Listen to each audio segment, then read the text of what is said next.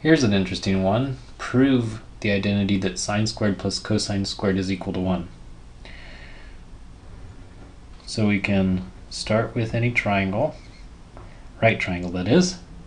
Let this be the angle theta, this side x, this side y, and this side r.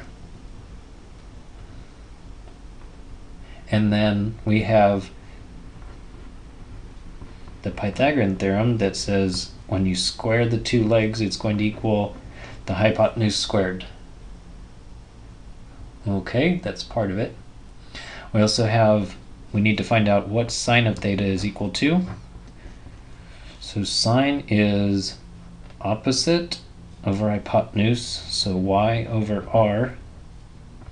Cosine of theta is equal to adjacent over hypotenuse, so that's x over r. And then we're going to use these things over here to prove this identity.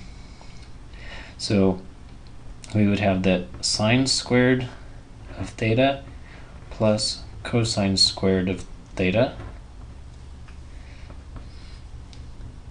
And when proving identities, start with one side and use either trig identities or algebra to manipulate it until at the end it's equal to what the other side says. So in here, sine squared means find what sine is equal to and then square it. Find what cosine is equal to and then square it. So we've got it right here. Sine is y over r, cosine is x over r. And now do the algebra, so we've got y squared over r squared and x squared over r squared.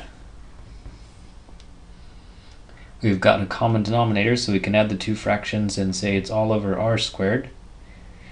And then it's going to be y squared plus x squared. Well, according to the Pythagorean theorem, the x squared plus the y squared is equal to r squared. So x squared plus y squared is equal to r squared. And then, sure enough, that equals 1, just as it was supposed to. So there's the proof.